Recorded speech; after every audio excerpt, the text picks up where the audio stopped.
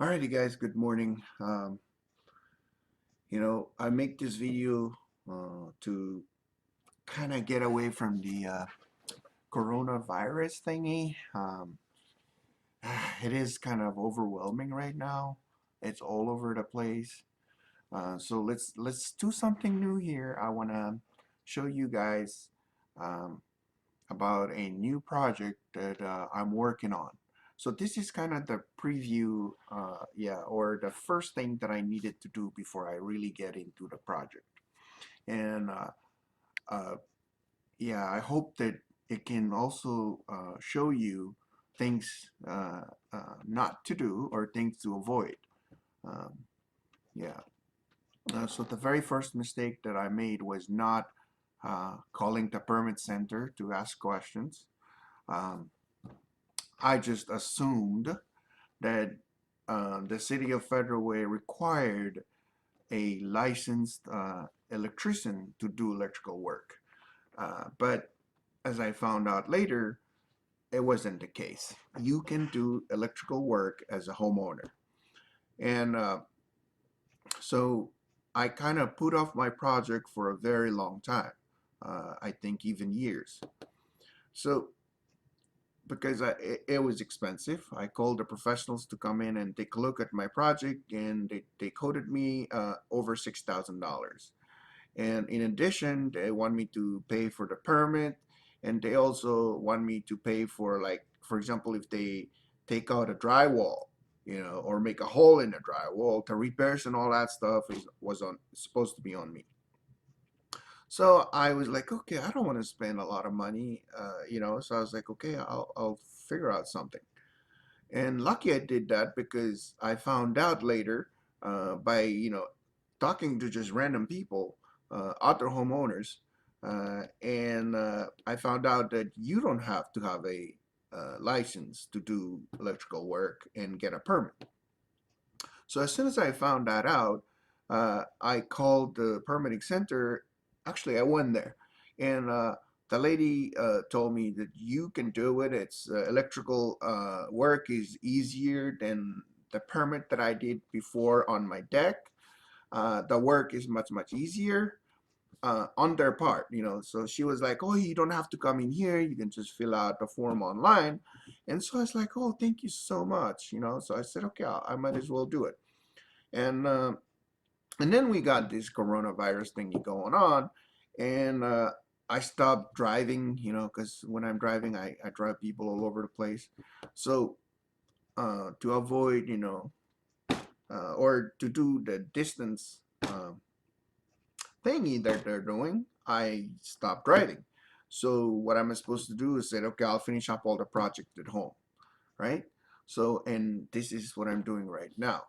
But this is kind of the pre-construction phase, right? You have to have a permit.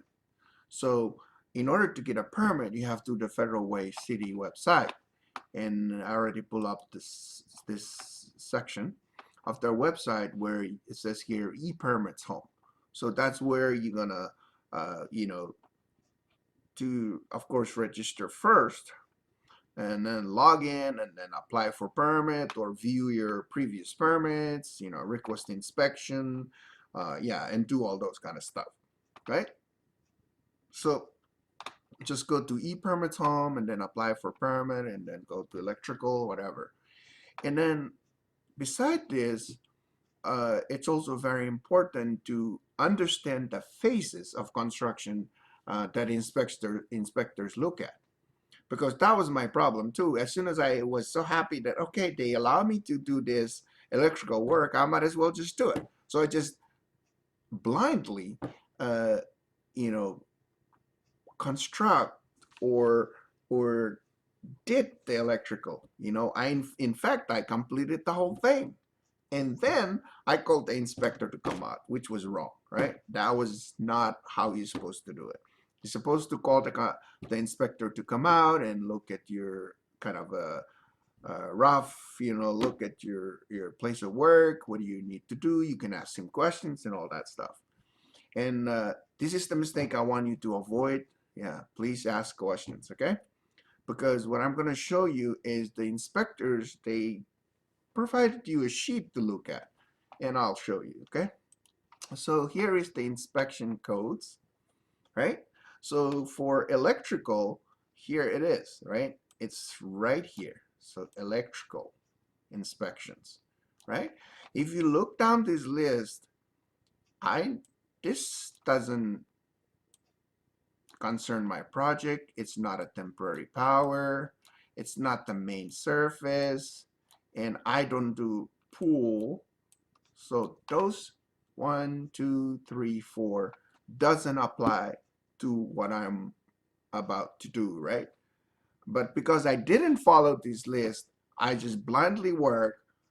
I wasted some materials, money, and time, right?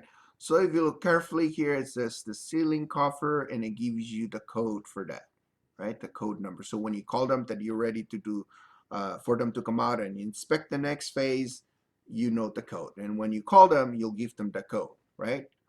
And so the ceiling cover means the wiring in the ceiling, means that they're up to code and they're gonna come out and inspect it, make sure that it's okay and stuff, and then you can they'll approve it or pass you, right? Ditch cover is if any portion of your work goes underground and then you dig it up. Of course, they're gonna come out and see how deep the hole is and all that stuff, right? What kind of material you use underground, okay? And then feeder is the wire, are the wires between the main panel and the sub panel. So yeah, they want to look at that. And then of course the final electrical inspection, right?